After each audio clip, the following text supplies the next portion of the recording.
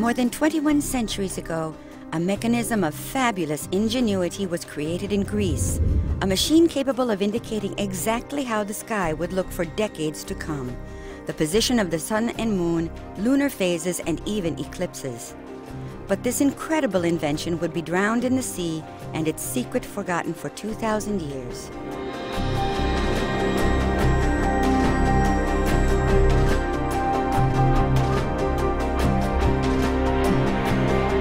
The Roman ships traveling from Asia Minor to Italy passed between the Peloponnesus and Crete. The small island of Antikythera sits right in the middle of this maritime corridor. Its craggy, rugged coast presented a real threat to passing ships, which could be dashed against the unforgiving rocks in a storm. This is precisely what happened around 70 BCE to the ship filled with treasures we now call the Antikythera wreck.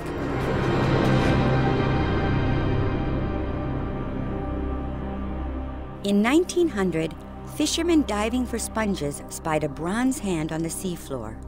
They told the Greek authorities, who, the next winter, searched the Antikythera coast around the shipwreck.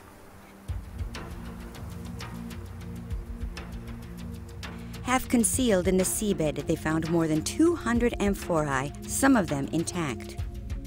Nearby were the usual objects of a ship's crew, such as oil lamps. There were also finely worked vases. The more they searched, the more exceptional objects came to light. In fact, this Roman boat, perhaps on its way from Rhodes or the coast of Asia Minor in what is today Turkey, had been carrying some of the most prized works of art of its day.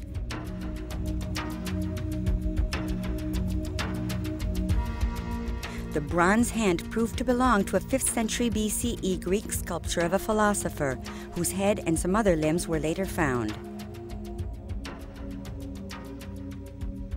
Another major discovery was a bronze Ephebi, a Hellenistic masterpiece sculpted around 340 BCE.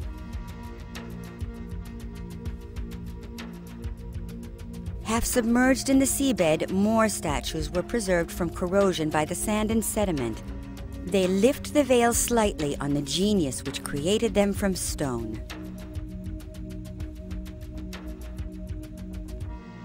Amongst these sublime objects, the divers found an intriguing bronze item, about 20 centimeters high, which began to disintegrate as soon as it was removed from the water. From the first, scientists realized that this was a mechanism for astronomical data. Scrupulously preserved at the National Archaeological Museum of Athens with the other objects from the wreck, the mechanism aroused the curiosity of many researchers.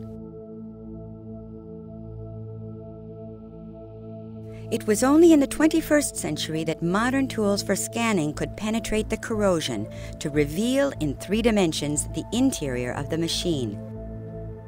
This showed a set of interlocking gears of astounding ingenuity.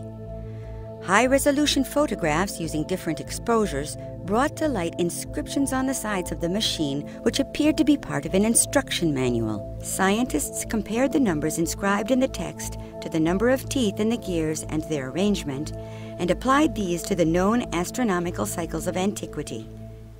Thus, a reliable reconstitution has been made. All the clues point to the same date, including the metallurgical analysis and especially the text analysis. The form of the letters is typical of the period, and the vocabulary used is found on all the other texts of the same period. Given the extensive information we have, a reliable reconstitution can be made. Housed in a rectangular frame, the machine shows data on both sides. In front is the larger dial, showing the 365 days of the year according to the Egyptian solar calendar. Inside, a second circle shows the 12 signs of the zodiac. By turning a handle, one could position the 2 hands to indicate, for each day of the year, the exact position of the sun and moon, and a small sphere indicating the phase of the moon. In order to guarantee its exactitude, whatever the day or year chosen, a dial on the back of the mechanism shows the metonic cycle, which reflects lunar and solar cycles over a period of 19 years, corresponding to 235 lunar months. Above this, another spiral dial indicates eclipses of the sun and moon. The handle was used to advance the pointer to determine when the next eclipse would occur in the Saros cycle. As these operations were connected by the interlocking gears, the actual date of the eclipse showed on the other dial. How did the Greeks manage to devise a mechanism to reflect such complex and irregular data as the lunar cycles? The question also intrigues today's specialists in fine watchmaking. Matthias Butte, Director of Research and Development at Hublot, decided to reproduce these ancient forgotten calculations and integrate them into a modern watch.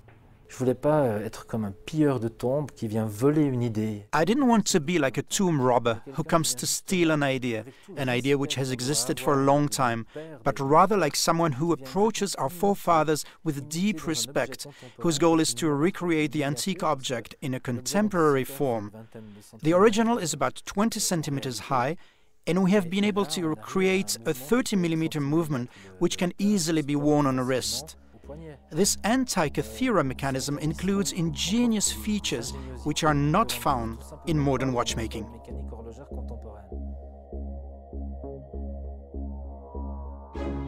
Several writers in antiquity, including Cicero, mention the existence of similar machines, but the Antikythera mechanism is the only one which has been recovered.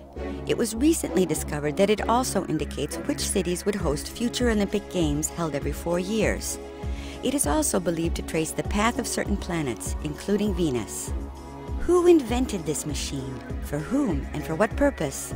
We still have no answers to these questions, but research continues, constantly uncovering further mechanical and mathematical subtleties, adjusting our perception of the ancient world and its technology.